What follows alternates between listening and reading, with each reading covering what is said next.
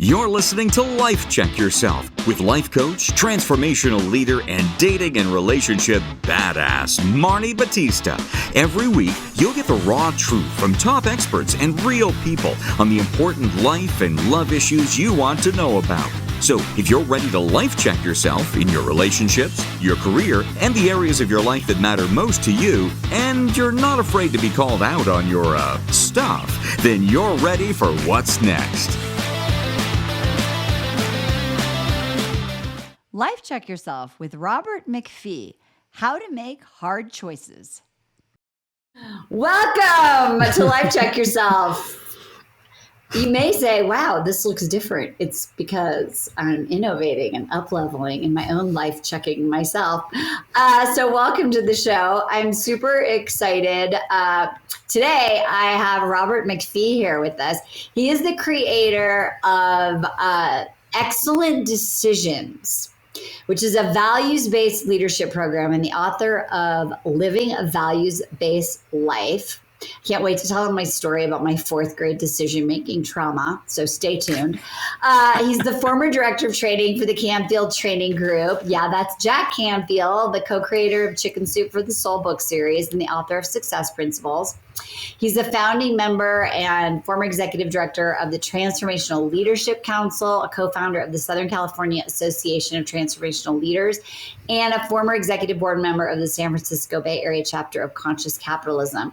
He is so brilliant, says really smart shit, and you're just going to love this episode. So I'm super excited. So here's the thing. I want to tell you about my fourth grade decision-making trauma. So I was growing up, I was like in fourth grade, and I didn't know that I couldn't make decisions well. But I remember in my school, my little elementary school, they had a decision-making class. And my dad was like, you should take that class.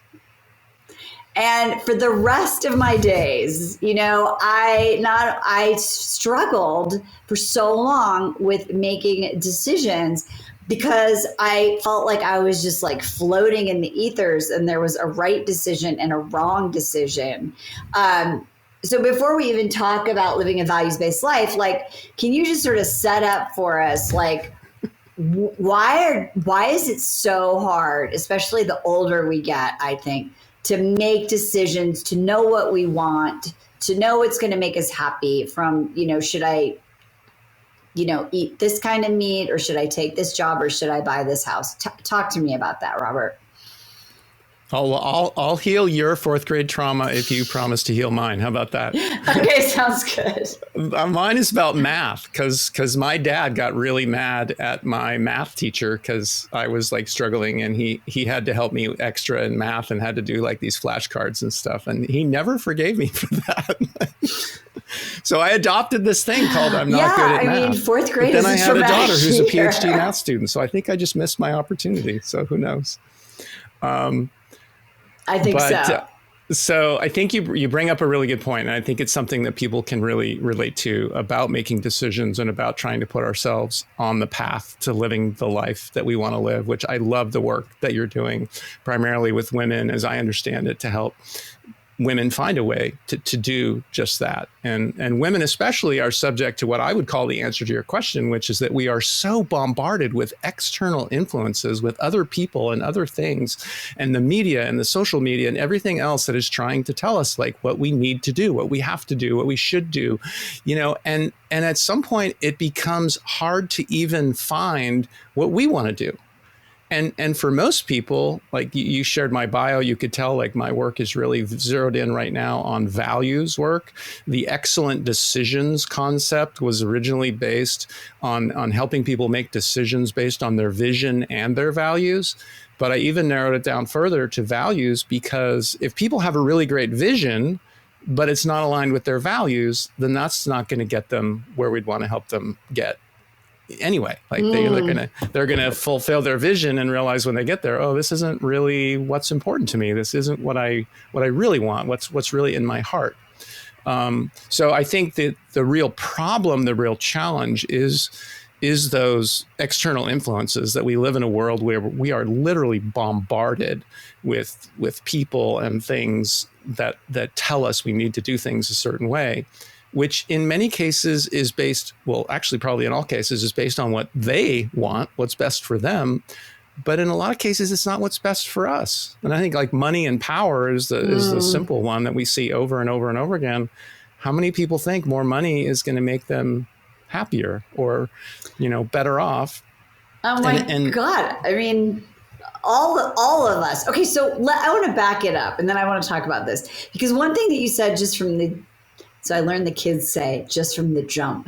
Just what you said from the jump. How did that sound, guys? Do I sound 25?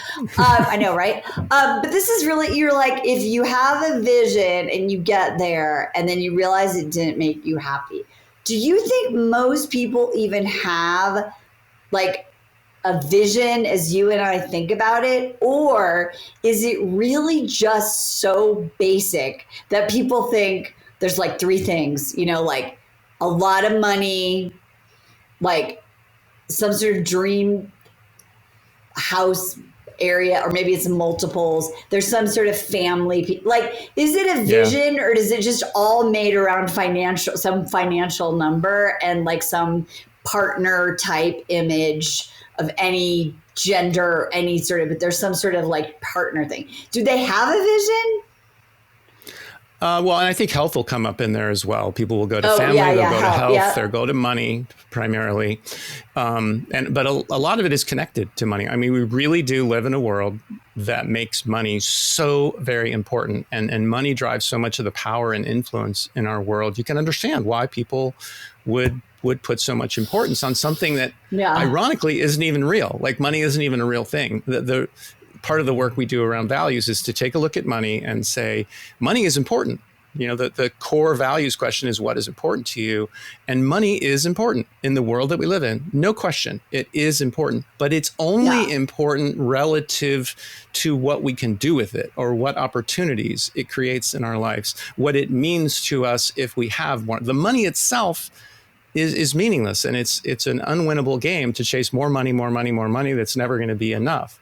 But when people get really connected to things like some of the other things you talked about, like your family or your relationship or your health and well-being or the contribution that you want to make in the world, then you start to see, well, if I had more money, I'd have access to more resources to take care of myself better in terms of my health and well-being. If I had more money, I would have more ways that I can make a bigger contribution in the world. If I had more money, I can create more stability and security for my family, which is ultimately so important to me. Then money starts to take on some real meaning. But just chasing the money for the sake of the money or trying to keep up with the neighbors or the Joneses or whatever, again, that's just such an unwinnable game. And in terms of your question about, like, do most people have a vision?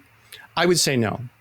I don't think most people do. They don't. And I'm so immersed. I've been doing this kind of work for 25 plus years, and I had the opportunity to work with amazing people. You mentioned Jack Canfield. I worked for him for many years. I just saw him last weekend. I get caught up in like thinking that everybody knows this stuff, right? Everybody knows they should take responsibility. Everybody knows they should have a vision. Everybody knows what it means to communicate effectively. And then you go out and work in the corporate world, and you find out, oh, that's not true at all. Like, that's definitely just in survival mode.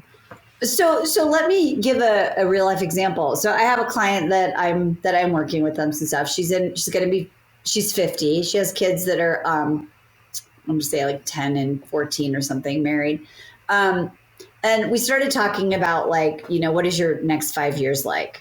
And she's like, I've literally never thought about this specifically. I just sort of like know that I have to save some money for like this elusive retirement thing. I have to save some money for, this education of my children thing. Health is a big thing, but there's no real vision of what it is that you want to look like. So if you don't know your vision and you don't know your values, then what happens? Because I would like to point this to, like, if people are feeling a certain sort of unfulfilled, unhappy sort of autopilot way, maybe these are two areas they need to look at. Yeah. Well, and I think in the nature of your question is kind of the answer I gave before about if you don't have a vision, if you haven't spent even a little bit of time to take a look at what's really important to you. And we do that in a very unique way with dividing values into two categories, which I have found makes it's an easier and less confusing and easier to remember and implement process. But if you haven't done anything like that, then I would argue that you are living your life in alignment with someone else's values. Like if you haven't taken the time to identify what is most important to you, then it would only be by coincidence or chance that what's most important to you would be driving the way you think and the decisions that you make and the actions you take and the kind of results and experiences you're getting in life. So to me, the real power and why I was so excited to have this conversation with you, who's out there trying to help people live the kind of life they really want to live, I say, how can they do that if they don't know their values? Because their values, the answer to that question, what is most important to you? What is your vision for how you really want your life to be, is the definition of living your life the way you want it to be. And if you're not pointed towards that target, or if you're not getting pushed towards that target by your own values, then you're probably being pushed in a different direction by someone or something else. And it's crazy. People know how important that is, and nobody hears me talking about values and say, "Oh, values, that's stupid. Like that doesn't make any. That's just irrelevant. It doesn't make any difference." Because it's interesting. So when I was just doing dating, right? Like one of the first things that I have people figure out is what are their values so they can find a partner. So so most people don't even know what that is, right? Because they're looking like the triple six, 6 figures, 6-pack. What's over 6 foot, right? Over 6 foot, yeah. I'm lucky. I'm 6'2", and I love the fact that women love tall men, but it's such a random criteria. Right? It is, right? So that has nothing to do with values, right? But I just want to use that example because it's like a microcosm, right? Of like, here you are, like dating so hard. There's a zillion men to choose from. I probably picked poorly in the past. If you don't even know your values around like that, imagine how it's impacting the job you have, where you live, your work-life balance, your health. So I think, and I love that you said you're living someone else's life, because to me, if my mic worked right now, that would be a mic drop moment. Okay, so let's talk about your approach and how it is, how it's different to help people clarify. Can I go back to your dating story though? Because I think that's really, really relevant to this conversation. And I want to be clear that there's nothing wrong with being in pursuit of those 3 sixes. Like that's, finding a man who's financially stable, finding a man who's attractive, however you define that, if you like tall men and you like a, 6-pack, whatever, that's okay. But I think 99% of women, if I said, okay, hey, I found this really rich guy and he's really good looking, man. He goes to the gym. He's got this incredible rack of abs, you'll be blown away. And he's 6'3", but he's kind of a jerk. Like, is that going to work for you? And I can't imagine a woman saying, oh yeah, that's fine. I don't really care if he's a jerk. I don't care if he's an alcoholic. I don't care if he abuses, his previous relationships, Totally. So it's care. It's not to say that being attractive or having financial security isn't important. But I think most women, if they're really being honest, would say that's not the most important thing. And again, without really doing that work and asking those questions and putting those things in order, which will be a perfect segue to me actually answering the question you asked about the way that we do it. Like, if you don't have a real awareness to make those kinds of decisions, then who knows, what direction you're going to go. And turn on your television, you'll see plenty of influence to find a wealthy, handsome man, and you may or may not end up with what you really want. So what we do to help people identify their values in a unique way comes from literally my own life finding values very confusing. I'm around this work. I've been doing coaching and consulting for 25 plus years, worked with people like Jack and all the Transformational Leadership Council and all these amazing teachers. And I knew values were important, and I really wanted to feel clear about my own values, but I could never get there until I separated my values into 2 categories, which I call priorities, which is what's important to me, and ways of being, which is how I want to show up in the world. And as soon as I did that, I ended up with a list of priorities like my relationships with my children and my health and well-being and creating a business that is successful and sustainable and making a contribution. Like these are things, these are areas of my life that are important to me, something I can put time and attention on to create more of what I want in any one of those areas, depending on how they're going. And then on the other side, with ways of being, these are like the qualities and characteristics that describe how I want to show up in the world. So I want to be kind and caring. I want to be humble. I want to be aware. I want to be calm and peaceful. I want to be strong. Like those are, to me, like very different. They're important. Like they answer the question, what's important to you? But they're different than my family and my health and my contribution and my business. So as soon as I separated them, what I found was I could look at those lists and say, am I putting my time and attention on the things that are most important to me? Yes or no? It's a yes or no question. I either am or am not. And then am I showing up in the world the way I want to show up? So, if I say I want to be kind and caring and I just told somebody off because I got pissed off about something, well, how am I doing? I'm not doing Maybe it. I ought to work. Maybe I ought to work on that a little bit. But separating them into those two categories clarified it for me and made it applicable. Like I can move my life in the direction that I want in terms of creating the results and experiences I want and being the person that I want to be. I'm never going to be 100% there, but I can keep moving in that direction because I've set the criteria for what that looks like. And your priorities might be similar, but different, right? Like a lot of people, like when we really ask this question, the priorities usually are not that different. Like the same things come up. Yeah, I was going to say, because, the name of the show is Life Check Yourself. So it's time for that, people. Because I had a retreat recently and I had one of the exercises I had people do what I called like a time sculpture. And I had them put down like in their day, what they're, like over average of a 7-day period, like what are they actually spending their time doing? And then I had them look at like, what's their energy around each of those things. And they were like layering them with like different colors and dark for dark and light for light. But 100% of the people that were there, and there was like 10, it's like, not 1,000, but 100% of the people there were like, I am not spending my time the way that is a reflection of my values. Oh, and by the way, most of this stuff, at least more than half, is low energy stuff. Like, I don't love it. It's like heavy. These people like don't bring me joy. So to me, that's like an exact example of what you're talking about is like, you can say health, family, relationship, play, joy. And then you look at your time sculpture and you're like, except I'm not actually living my life that way. So what's like the first step that you take to sort of start living a life created by your values, not by external influences? Right. So my book is Living a Values-Based Life, and the subtitle is Discovering, Clarifying, and Living in Alignment with Your Highest Values. And that discovery process that I kind of described of looking at your priorities, what is most important to you in your ways of being, how do you want to show up in the world, that discovery process is the beginning.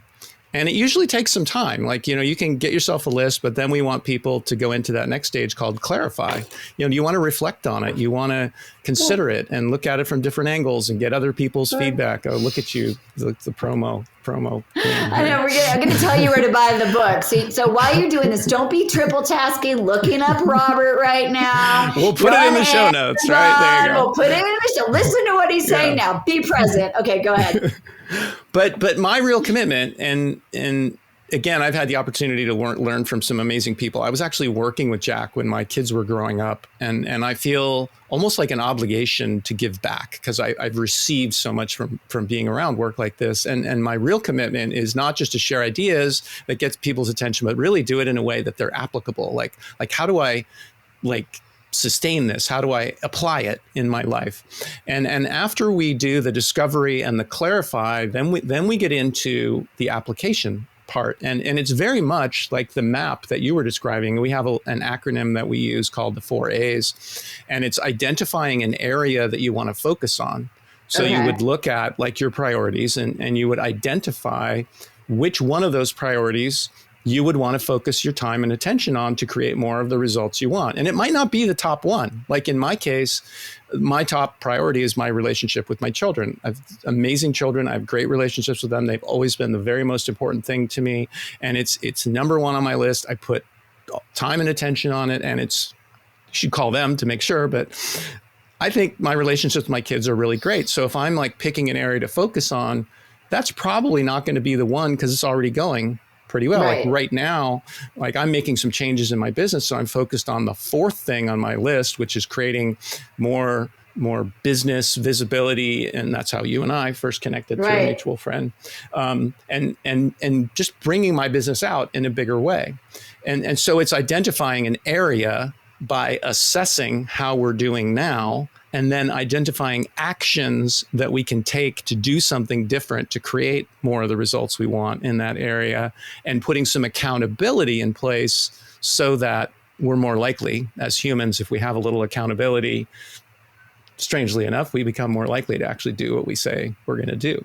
So it's an implementation process to shift time and attention so that if people are having that experience you were describing where, it's not really going the way I see what I want, but that's not what I see when I look in the mirror or when I look at my bank statement or whatever, then you really can just keep going through and identify, okay, this is the area that I want to work on. I'm going to assess how I'm doing now. I'm going to look for what specific actions can I take that would create hopefully a positive change, and put some accountability in place and just keep doing that over and over again. And it starts to make it easier to say no to the other things that are, I forget the words you used, but this kind of cracked me up. Like, this is not important to me. Like, this doesn't bring me energy. It doesn't engage me. I gotta stop that. I gotta less time with that person, less time in that environment, and more time on what I've identified is most important to me. What I hear you saying and is a huge thing that people can, it's 3 words, no for now. I think that people get so afraid that if they say no to one thing, like if they pull back a little bit or they dial it down 10 or 20%, that they will disappoint, they will lose something, there's something that is going to be of a consequence. And so when you think about what are the obstacles that get in the way of someone actually showing up where they're showing up in their priority and showing up in the way of being that's in alignment with who they really are and how they want to live their life, like what gets in the way for most regular people? Well, I think what gets in the way is if they haven't narrowed down to what is most important, then they're trying to keep in their head. And the mind is an amazing, powerful resource, but it has limitations. It should never be put in charge, and it has limitations. It just can't hold all of it. So if we're trying to hold all of it, if we haven't narrowed it down, which is really the process of discovering what your highest values are, we do kind of an intellectual exercise as part of our discovery process. We also do a more heart-centered, kind of a deeper exercise to tap into different learning styles and have people honestly just tap in a little bit deeper than just, intellectual thought kind of process. And when people do like narrow it down rather than try and hold everything, it does begin to be easier to do what you said, which is no for now. Or no, another one I like is no to that because I'm saying yes to this. Which if it's someone else, like if you're coming to me and saying, hey, Robert, I'd like to have you produce my podcast because this is so fun, I would say no to that. That sounds great. And I appreciate you thinking of me, but I'm going to say no to that because I'm saying yes to this values work because I'm feeling like that's like my biggest contribution in the world and what I'm here to really do. And people understand, like when you just say no, people don't like it. But if you say no because I'm doing this huge thing, it's so important to me, what is someone going to say? Well, don't do what's important to you, do what's important to me. They'll say that if you don't know your values. Right. Well, yeah, exactly. Right. Because you don't have something to do. And I think we were talking about this in the group that we're in together about sort of doing it in the old way where you're doing what other people do or you're doing what you were told to do, right? Like, I remember, was it last year? I was like, I'm just going to say yes to everything, right around like showing up on like speaking summits and things like that. And I was doing that without any thought about like my values or my priorities or whatever it is, right? And so while that may or may not have been a productive strategy for my business, I didn't, my energy wasn't there, right? Like, because I was just doing it haphazardly. It wasn't taking me anywhere. And I think that is another area where people who aren't doing this work get sort of stuck, is that they believe that being busy or checking things off the list, there's some sort of like badge of honor around being slammed or buried. And they're just like on this treadmill. So if people are on the treadmill and they want to start to think about what is something I can do right away to start getting that clarity on my priority, what's a step they can take? Well, I think, this Stephen Covey and the 7 Habits of Highly Effective People. Oh, yes. That's one of the first personal development books I ever read. It's actually kind of a tough read. It's pretty intellectual, deep kind of work. But he talks about an expression. I don't know where it comes from. To me, it comes from him. But he says, anyone who is good with a hammer thinks everything is a nail.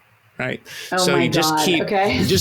you keep doing what you've always been doing. And, if you're good at something, you just keep trying harder and using a different hammer or whatever, instead of like broadening your perspective and saying, okay, like, what can I do differently?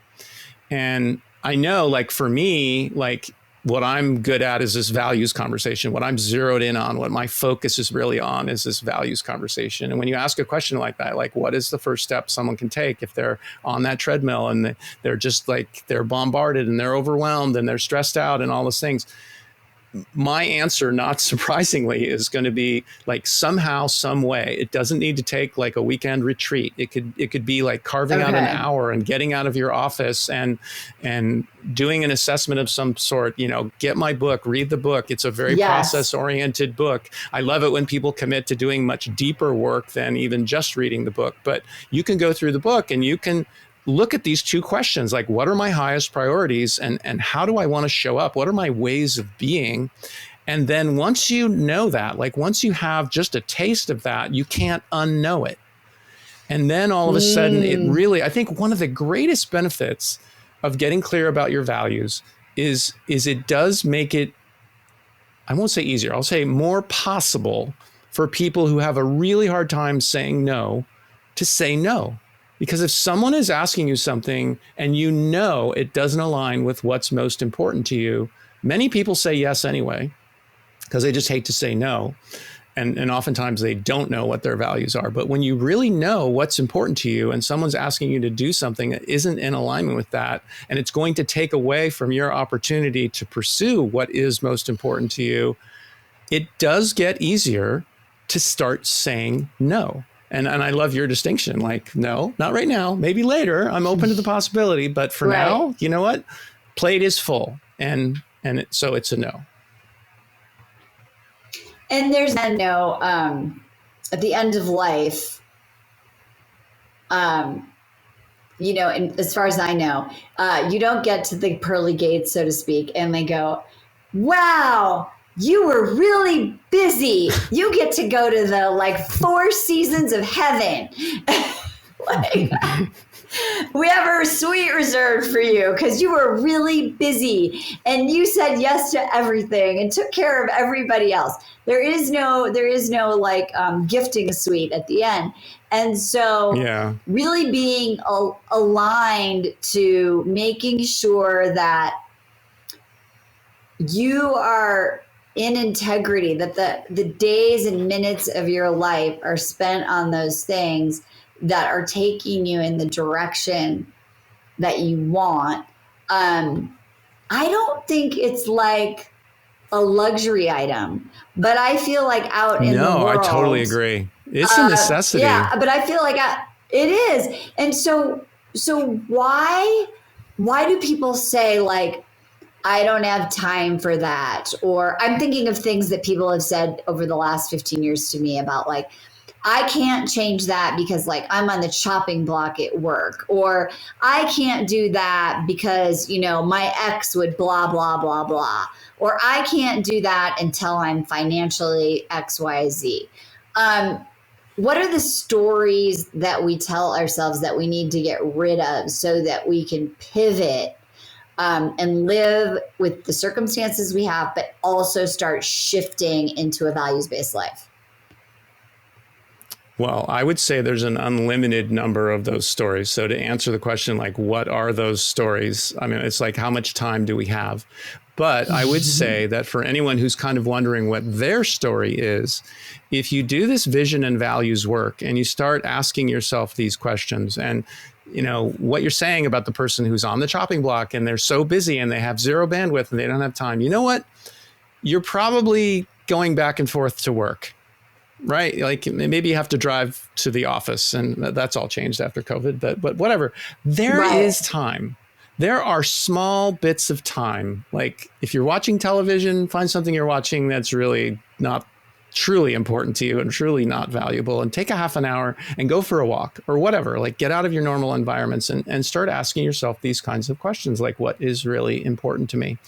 And in answer to your question about like what are the stories, listen for what comes up. Because if I say, you know, building a really, you know, big business, making a huge impact is what's really important to me, and I haven't made that happen to the degree that I want it to happen yet, and I just be quiet, I'll hear my own story about what gets in the way. Well, you can't do that because, you know, you, whatever. I mean, what does come up? So for me, it's like sales and marketing.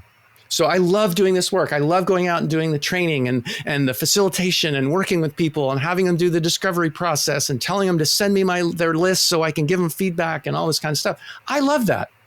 And when it comes to the sales and marketing stuff, I'm like, oh God, don't make me like, but that's important. Like I've either got to do that or I've got to put people in place to do that if I want to create this vision of this bigger business, making a bigger impact, a bigger contribution. So what I just did is kind of found what my story is, like how I'm getting in my own way. Well, I can't do that because I'm not good at sales and marketing. Well, then I can go back to that implementation process and say, okay, that's the area I want to work on. It's not going the way I want it to go. That's my assessment. What I could do is either focus more time on sales and marketing, or I could potentially hire someone, you know, get someone. There's people who love to do sales and marketing and hate to do what I'm doing. So everyone has their own story. And one of the beautiful things about declaring a vision is as soon as you do that, your mind will crank up and start telling you all the reasons why you can't do that. You're too busy. Your spouse won't support you. You have obligations with your kids. You've never been good at that before. Your mother was right. Like whatever it comes up with, right? Right. But it's right there.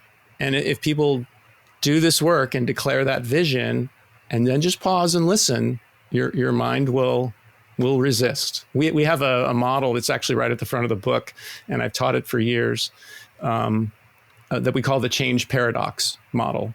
Because as human beings, we love change. Like we want change, right? We want to make more money. Right. We want to create a bigger impact. We want to find a new relationship. Like we want change. We want something new. We want things to be better.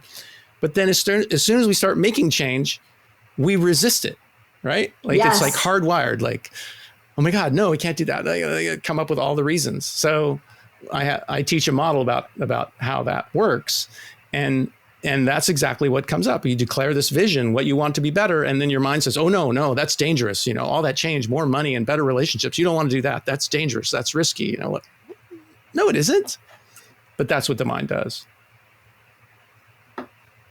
Well, yeah. And I think that, for me anyway, I think I have to really keep understanding that in order to live that life that isn't prescribed by other people, it's going to be trite, the road less traveled, right? It's going to take the courage. It's going to take saying no for now. It's going to take shifting relationships or whatever it is. But I say this all the time. So for those of you who listen to every episode, go get a drink of water. But I interviewed this rabbi on this show, Rabbi Steve Leder. And he's a rabbi, and he was at the deathbeds of 1,000 people. And he said that out of 1,000 people, one person said, I wish I would have worked more at the end of their life, you know?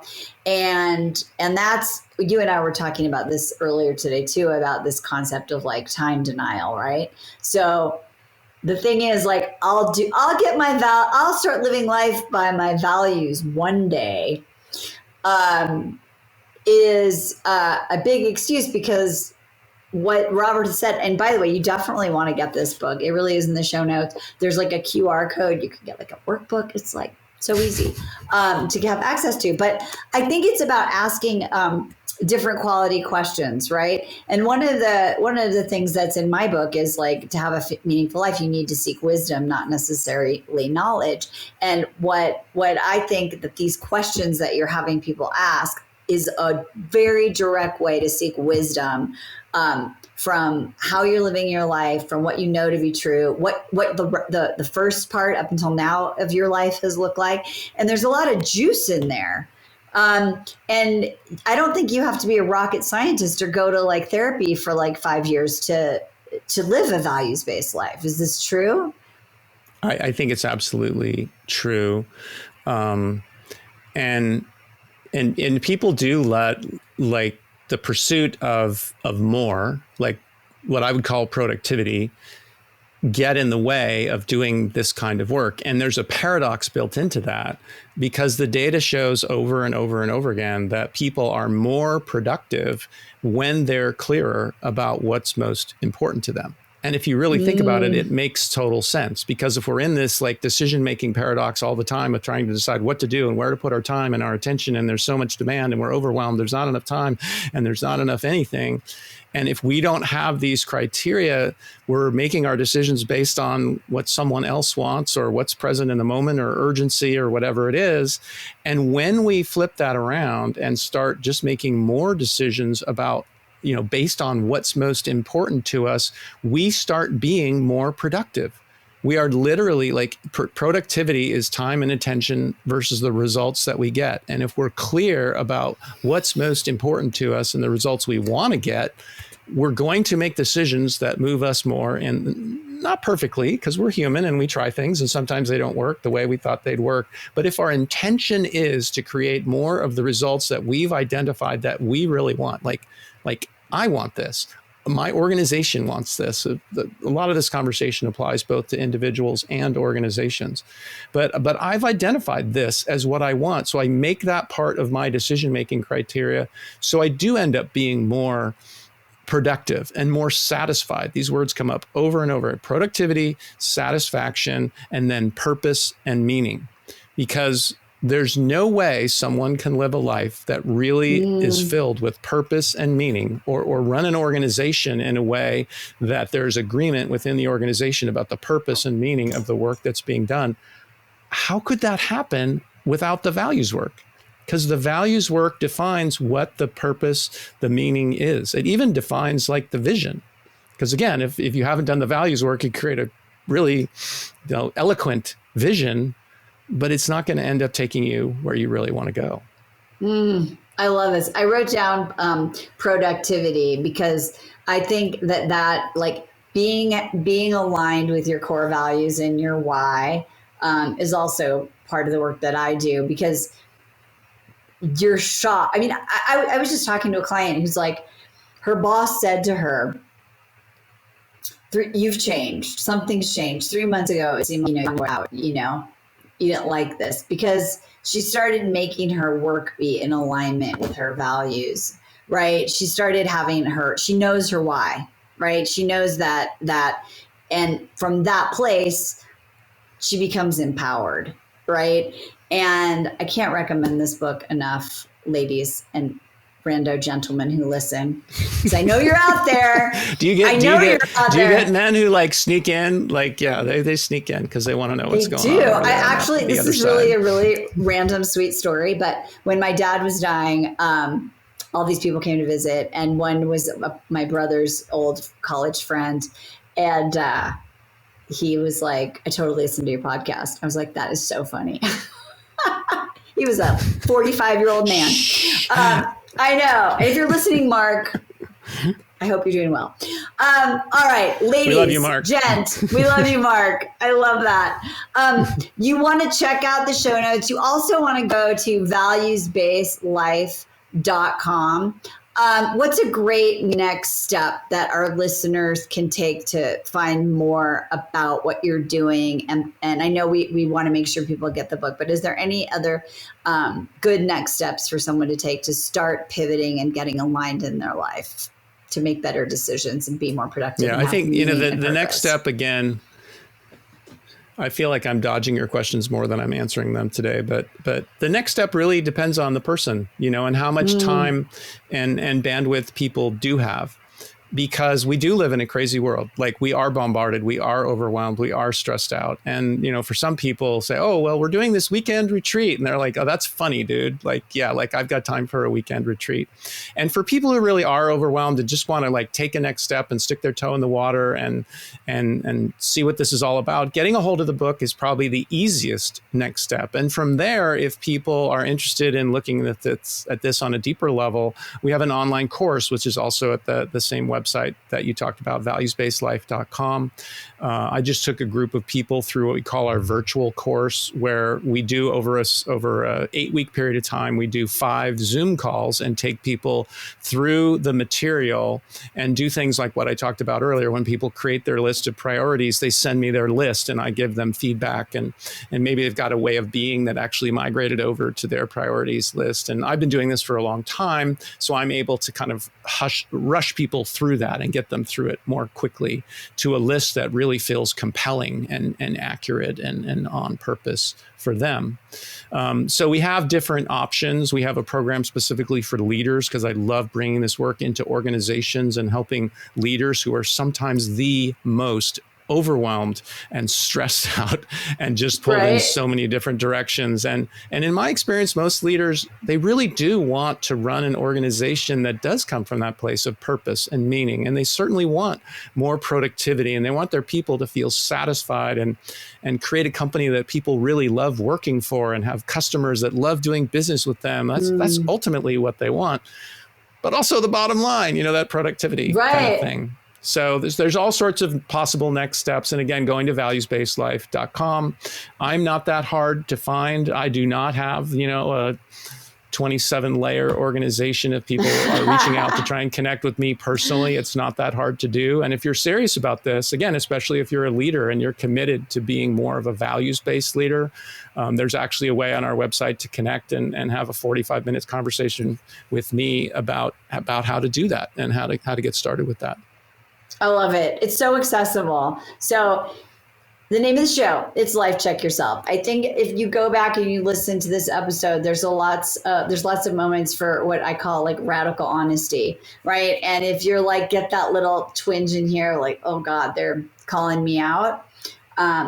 It's a really important opportunity to just start understanding what you really, really care about and start living that way. Yeah. And also it's way more fun. Robert, thank you so much for being here. Thank you for having me. I appreciate the opportunity.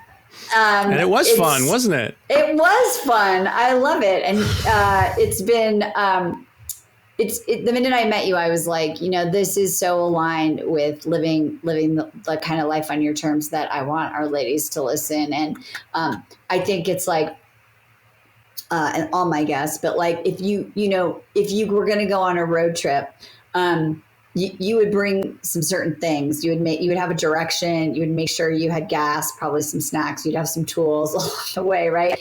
And so being in the car of your life without a plan sucks. Yeah. So Yeah, it's a things journey. like running out of gas, and arriving at the wrong place, or what happened, right? Yeah, take it from a girl who lived in an RV for a year. You want to have the right tools for the journey. Ladies, you can find me on Marni Battista _ on Instagram. Of course, you can always recommend this to a friend who's lost. And I love Robert's idea. If you feel like, damn, this could really make a difference in my business, check it out. Both of our mission is the ripple effect. We love you. Thanks for being here, and we'll see you next time. Bye-bye for now. Thanks for tuning into today's show. Do you ever wake up feeling like you've already run a marathon before the day even begins? Does your coffee need a coffee just to get through the morning? Well, I feel you, and I've been there.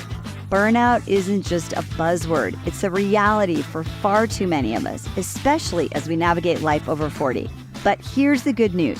You don't have to accept feeling perpetually drained as your new normal. I'm excited to introduce my new flagship, Live Life on Your Terms program. This isn't just another Band-Aid fix or a fluffy self-care promise. This is about real transformation. We're diving deep to tackle the root cause of your burnout, regulate your nervous system, lower your cortisol and adrenaline, and rewire your neural pathways to transform how you feel in your life from the inside out. Imagine this, waking up energized, not by caffeine, but by excitement and passion for the day ahead. Picture yourself managing stress with grace and finding joy in moments big and small. That's not just a dream or a someday. It's within your reach now.